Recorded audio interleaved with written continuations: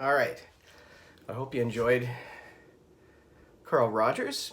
So I think we're going to talk about Fritz Perls. First off, what I want you to do is click on that link and start it at about the 4-minute mark. The first part is Fritz sort of nattering a bit, introducing, and starting at about 4 minutes, he meets Gloria. And you might watch it for 10 minutes or so. And that'll give you a good flavor for what he's like as a therapist. Remember, he's a humanistic therapist.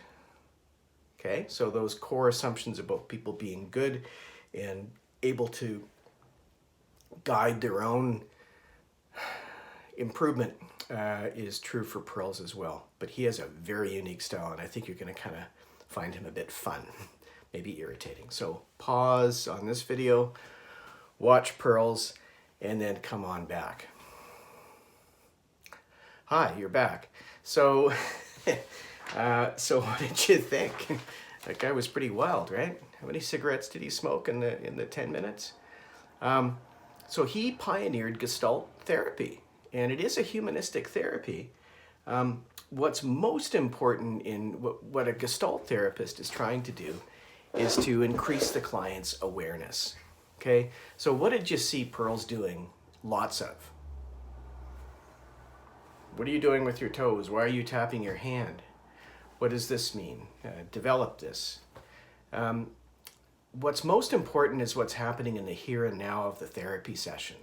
That's where the therapist directs the interaction. He's not interested at all, is he, in talking about Gloria's past or childhood. He's not interested in talking about things. He's interested in noting what's going on right now. And the aim of that is to increase awareness, to make clients aware of and act upon their true thoughts, feelings, and actions. Because think about it, Perls believed that what we're actually, our behavior, our body language, what we're doing right now is a better reflection of reality than what we say we would do or have done in the past. So he really challenges Gloria on, are you a little girl? Are you a little girl? You know, no, but it just makes me feel like I'm... So he's challenging, isn't he? Very challenging of her, but it's coming from a place, like a humanistic therapist, it's coming from a place of believing that Gloria has the strength to work these things through.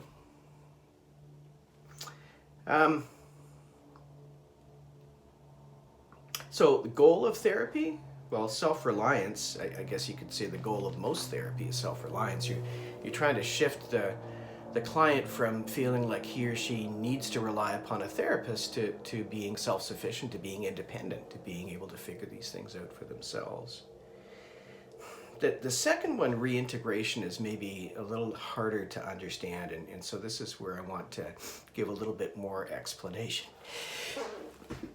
Pardon me. Oh, God. So what is reintegration? We own all parts of ourselves. We reintegrate splits to make the person whole again. What the heck are we talking about here?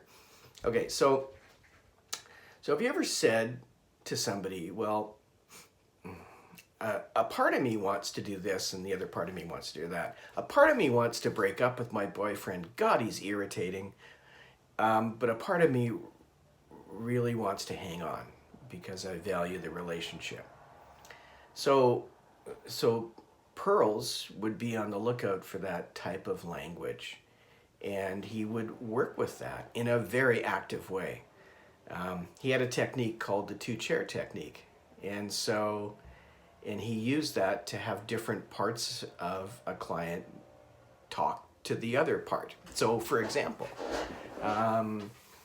let's say I was trying to figure out whether I would retire from teaching at the college, okay?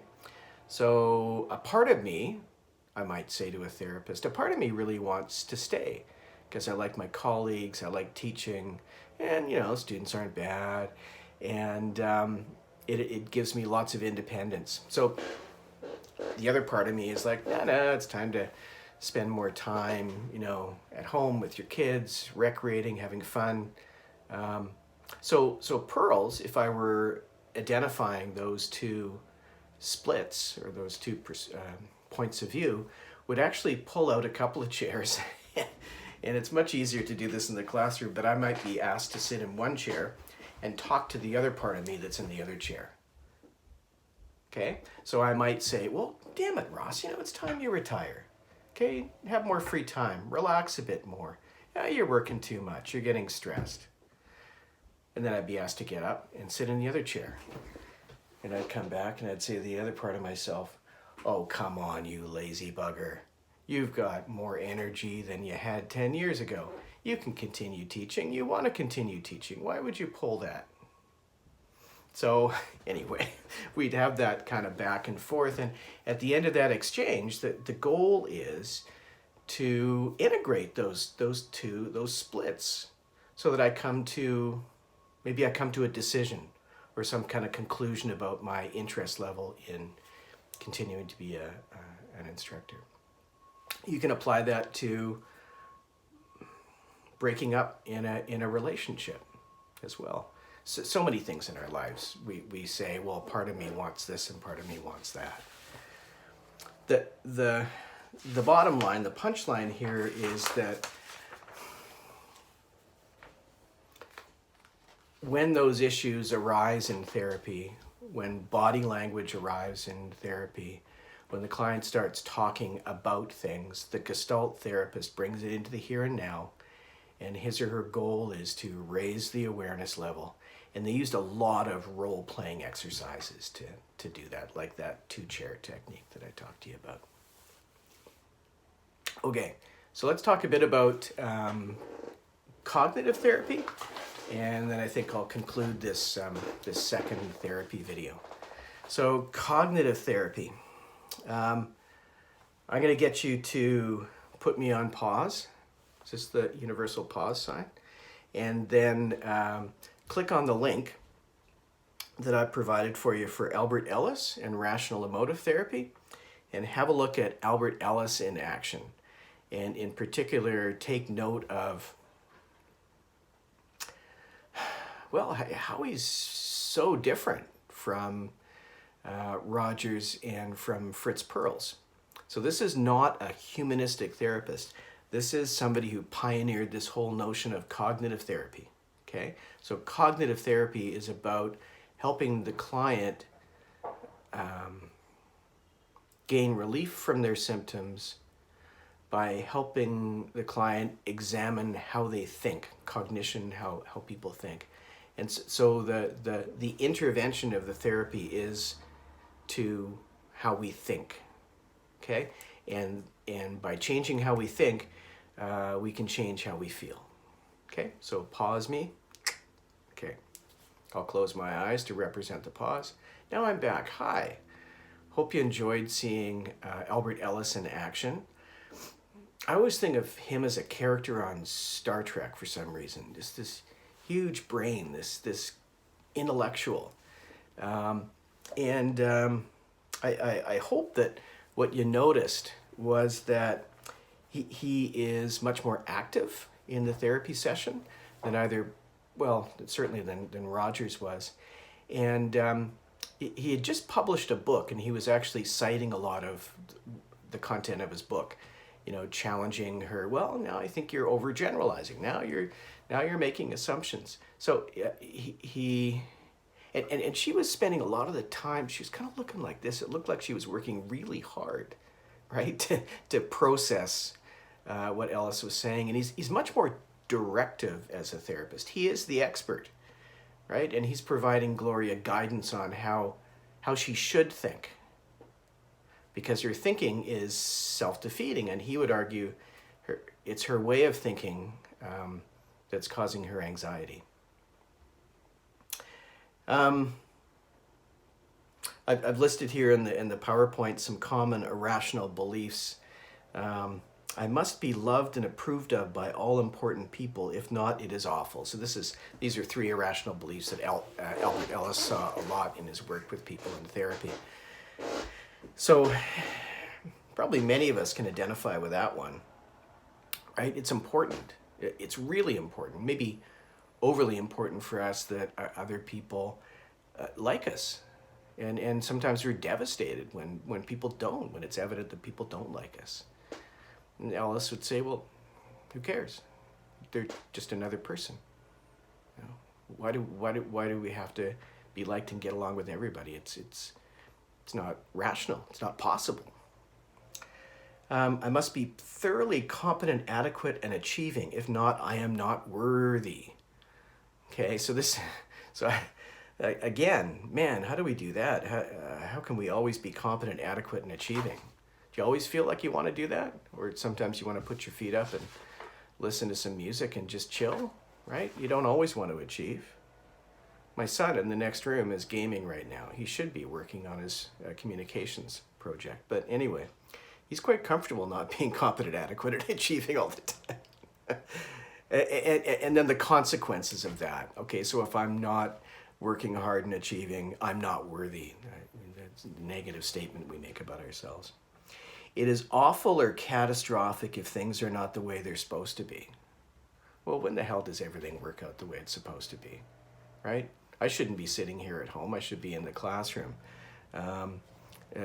We shouldn't be looking at being having to self-quarantine, but we are. The stock market shouldn't be tanking, but it is. People shouldn't be facing unemployment, but they are. Sometimes things aren't the way they should be, but is it catastrophic? Ellis would argue no. Our thinking makes it catastrophic. He he coined one of my favorite terms in psychology. He, with reference to those 3 common irrational beliefs, he said those are masturbation.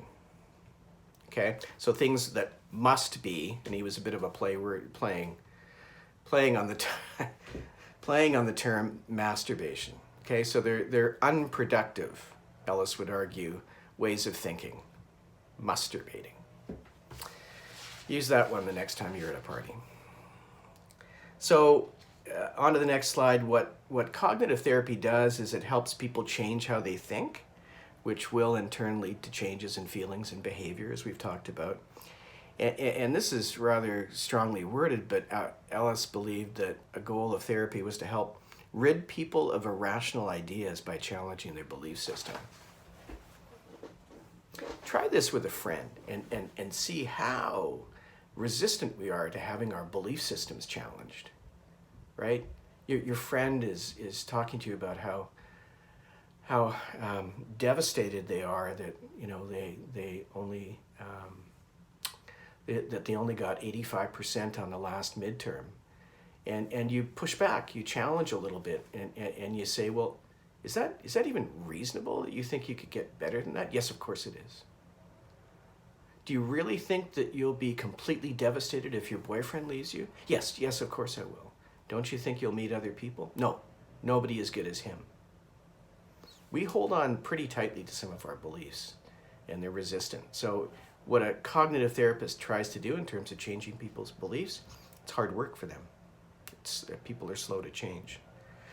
I usually work through this cognitive restructuring worksheet in class, and unfortunately I can't, but it's a great homework assignment, a great applied homework assignment. If you want to see an example of cognitive therapy in action, cognitive restructuring is an example of cognitive therapy.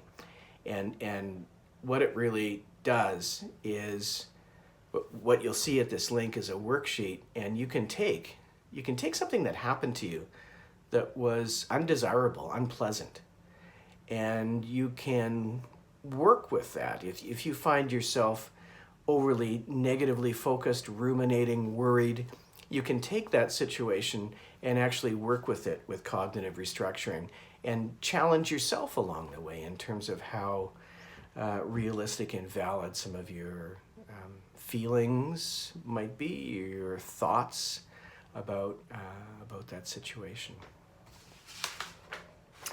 Okay, so I'm going to wrap up there, and when I come back, maybe tomorrow, I'll talk about behavior therapy and how effective therapy is. Usually, when I talk about behavior therapy, I dim the lights and I take you guys through a 20-25 minute progressive relaxation script where you get to learn how to relax. And unfortunately, I can't do that for you. But I have posted the script for progressive relaxation. So maybe you can bribe a family member or a friend into reading the script for you while you sit and close your eyes and listen to the instructions in the systematic desensitization script. Okay, bye for now.